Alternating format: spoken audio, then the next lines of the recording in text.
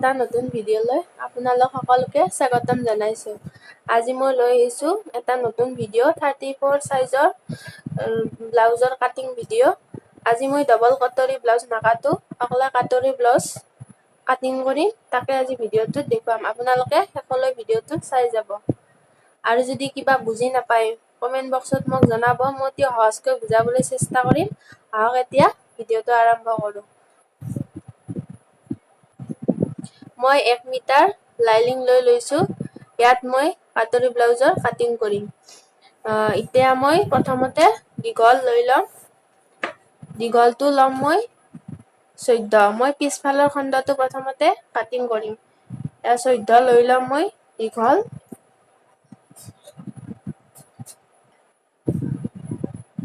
কাপোৰখন 2 জাপ কৰি লৈ ল'ব। তাৰ পাছত দীঘলে এনেকৈ 14 ইঞ্চিত এটা দাগ চিন দিব।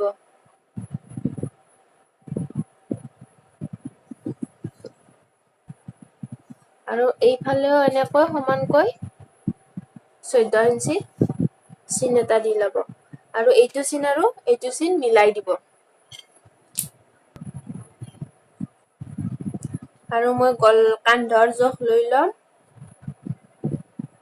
5.5।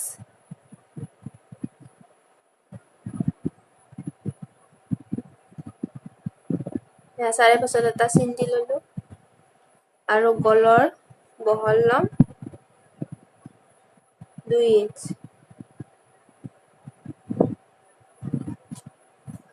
আৰু গলৰ দীঘল ল'ম মই 10 ইঞ্চ। আপোনালোকে নিজৰ ইচ্ছা অনুযায়ী গলটো দ কৰি ল'ব পাৰিব। আৰু এনেকৈ 2 ইঞ্চ লৈ ল'ব।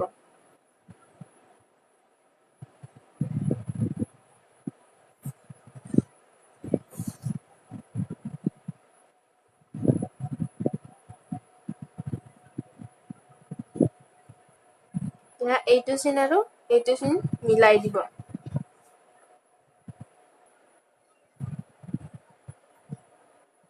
এতিয়া এই 5.5ৰ চিনটোৰ পৰা তলফালে এনেকৈ মহৰাৰ বাবে চিন দিব। মই মহৰা ল'ম 5.5। 5.5ৰ এটা দাগ চিহ্ন দিলো।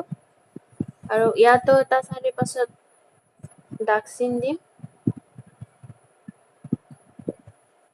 দিয়ে এইখিনি মিলাই দিম।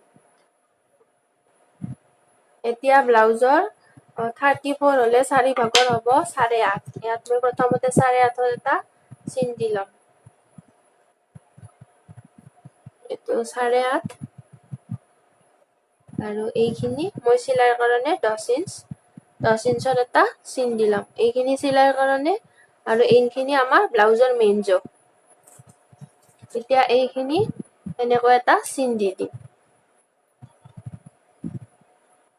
এতিয়া কঁকালৰ পিনে 1/2 ইঞ্চতকৈ অলপ কমকে এটা চিন দি ল'ব। 2 পইণ্ট বা 1 পইণ্ট কমকে ল'লে হ'ব। এতিয়া এইটো মই চিন দি ল'লো। আৰু এইটো চিনৰ পৰা এইটো চিনলৈ মিলাই দিম।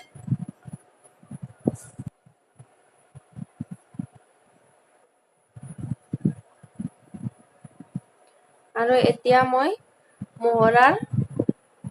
মহৰাত এইটো দি ল'ম। 1 ইঞ্চৰ এটা চিন দিম।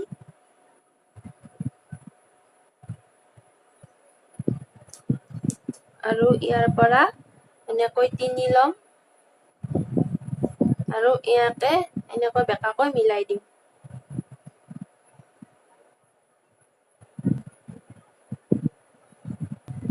আৰু গলটো আমি এনেকৈ এটা গোল শ্বেপ দি দিম। এনেকৈ।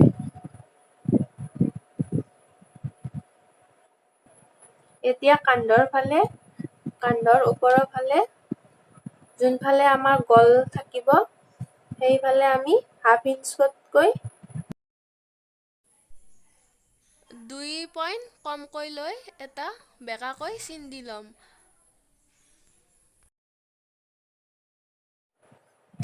এতিয়া আমি এইখিনি কাটি ল'ম। আমাৰ পিছৰ খণ্ড জোখ মাখ কৰা হৈ গ'ল। এতিয়া আমি কাটি ল'ম।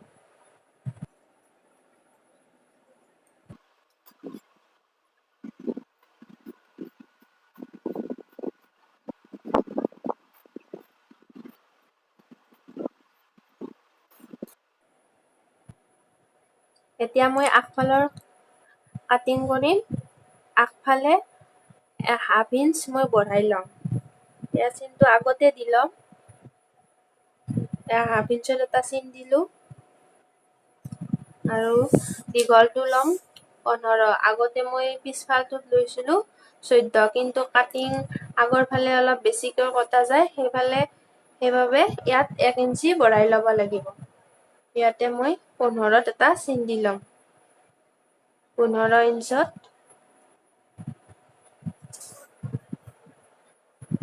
চিন দি ল'লো আৰু এইভাগেও 15ত এটা চিন দি ল'ম।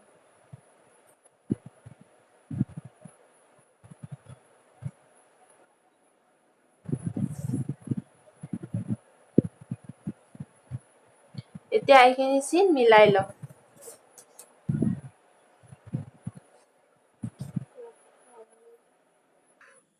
এতিয়া আমি তলপিনে 1 ইঞ্চ বঢ়াই ল'ম। পিছফালটোত 14 লৈছিলো, আগফালটোত 15 ল'ম। ইয়াত 15ত এটা চিন দি ল'লো। 15 মানে 1 ইঞ্চ বঢ়াই লোৱাটোত চিন দি ল'ম প্ৰথমে, আৰু এইটো চিন মিলাই দিম। এতিয়া পিছপিনৰ কটা অংশ এই বঢ়াই লোৱা 1 ইঞ্চৰ ওপৰৰ চিনটোত মিলাই ল'ম। এনেকৈ পাৰি লৈছো আৰু এতিয়া ইয়াৰ কাষে কাষে মই কাটিং কৰি যাম। মানে প্ৰথমে পেঞ্চিলেৰে আঁকি ল'ম, তাৰপিছত কাটিং কৰিম। এয়া কাটা হৈ গ'ল আগৰ অংশ। এতিয়া মই ইয়াত কাটৰি কাটিং কৰিম।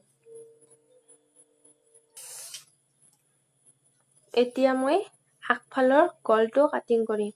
আগফালৰ গলৰ আগতে ইয়াত 2.5 ইঞ্চ লোৱাই আছিল, এইখিনি চিন দি থৈছো। এতিয়া মই দীঘলটো কাটিং কৰিম। এতিয়া মই ইয়াত দীঘল ল'ম 5.5। আগফালৰ গল যিহেতু মই 5.5 ল'ম আৰু এনেকৈও 2.5 ইঞ্চত এটা চিন দিম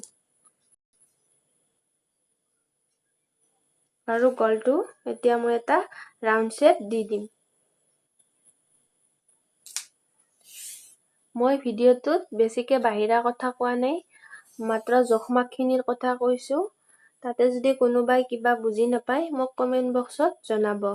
বেছিকে বাহিৰা কথা কৈ থাকিলে জোখমাখবোৰ কিবা ভুলো হ'ব পাৰে, সেইবাবে মই অন্য কথা কোৱা নাই, মাত্ৰ জোখমাখখিনিয়ে দেখুৱাই গৈছো। এতিয়া মই কাটৰিটো কাটিবৰ কাৰণে যোগ কৰিম। এই ওপৰৰ পৰা ইয়াত মই 11 ইঞ্চিত এটা চিন দি ল'ম আৰু তলৰ পৰা এনেকৈ এইফালে 4 দিম আৰু এইফালে 3.5তকৈ অলপ কমত এটা দাগ চিহ্ন দি ল'ম আৰু এইখিনি এতিয়া মই মিলাই দিম। আৰু এতিয়া মই কাটৰিটোৰ বাবে মই 5 ইঞ্চত এটা দাগ দি ল'ম।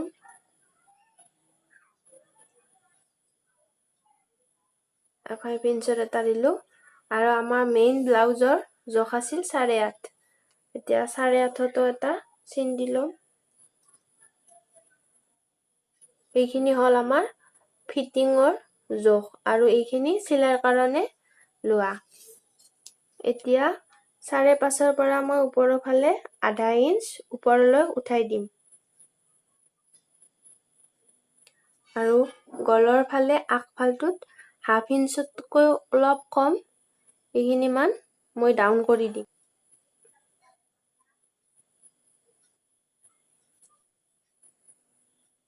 মই এতিয়া ইয়াৰ পৰা 3 ইঞ্চত এটা চিন দি ল'ম আৰু এইটো চিনৰ পৰা এইটো চিনলৈ এনেকৈ মিলাই দিম বেকাকে। এয়া আমাৰ কটাৰীটো কাটিং হৈ গ'ল আৰু এতিয়া ওপৰৰ ফালে হাফ ইঞ্চ উঠাই দিম।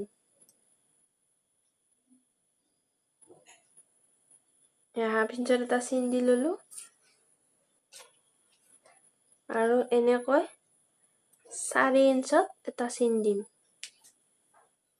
আৰু এতিয়া এইখিনি সামান্য এনেকৈ বেকাকৈ মিলাই দিম। এতিয়া মই এইখিনি কাটিং কৰিম। এতিয়া এইখিনি মই কাটি ললো। এতিয়া এই সৰু ব্ৰা কাটখিনি মই ডাঙৰকৈ বনাব লাগিব। এইখিনি এতিয়া জোখ ল'ম মই। এতিয়া মই এই সৰু কাটৰিখন ইয়াত এনেকৈ পাৰি ল'ম। আপোনালোকৰ য'ত কাপোৰখন জাগা হয় তাতে পাৰি ল'ব।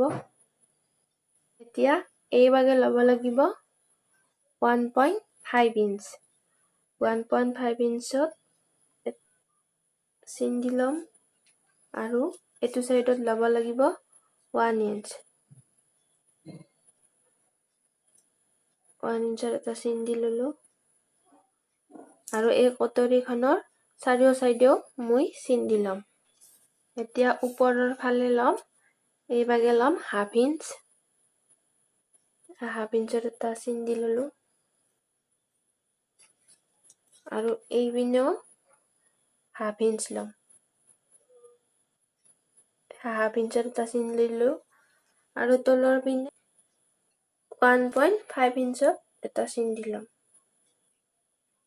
এতিয়া মই এই বঢ়াই লোৱা এইটো চিনৰ পৰা এইটো চিনলৈ কমপ্লিট জক কৰি ল'ম। মোৰ হৈছে ইয়াত 8 ইঞ্চ।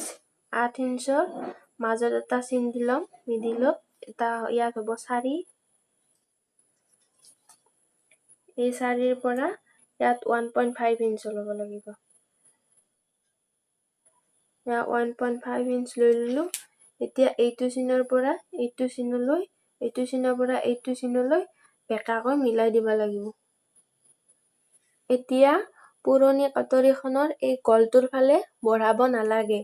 পুৰণি কটাৰীখনৰ যোনভাগে চিন দিয়া আছে সেই চিনৰ ওপৰে ওপৰে এইখিনি চিন দি ল'ব সমানে সমানে।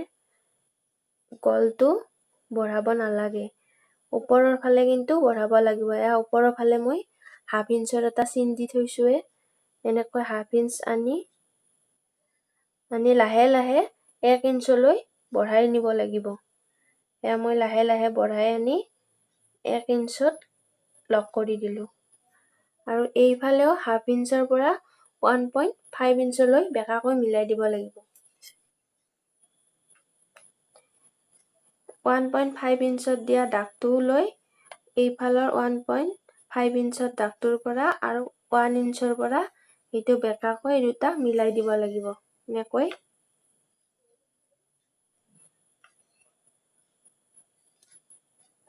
এয়া আমাৰ কটাৰীটো হৈ গ'ল। এইখিনি আমি এতিয়া কাটি ল'ম।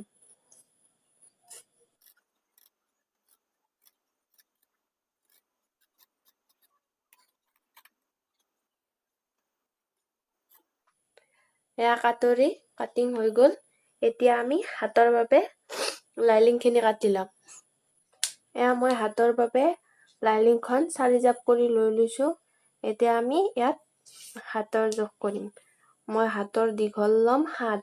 আপোনালোকে আপোনালোকৰ জোখ অনুযায়ী লৈ ল'ব। ইয়াৰ মই হাতৰ এটা চিহ্ন দিলো আৰু হাতৰ বহল হ'ল 5.5 আৰু হাফ ইঞ্চ মই বেছিকৈ লৈ লৈছো। এইফালেও হাততে এটা চিন দি থম আৰু ইয়াৰ পৰা ইয়াত মই 3 ইঞ্চত এটা চিন দি ল'ম। এইফালটোৰ পৰা ইয়াত এটা 3 ইঞ্চত দিলো আৰু এনেকৈ বেকাকৈ মই 7.5 এটা চিন দিম।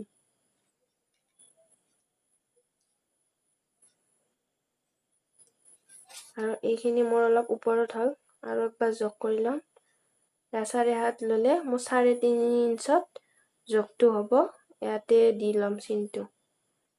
আৰু এইখিনি মই বেকাকৈ এডাল চিন দি ল'ম।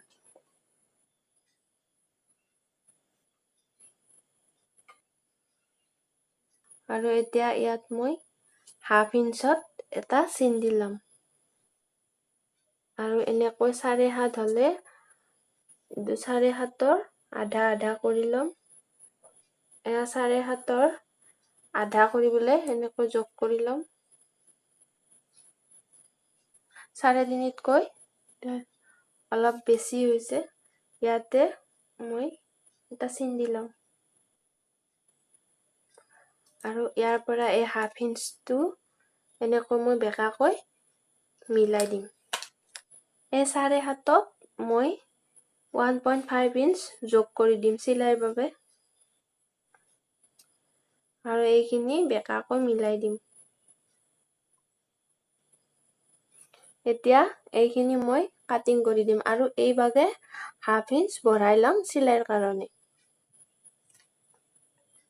1/2 ইঞ্চ বঢ়াই ল'লো।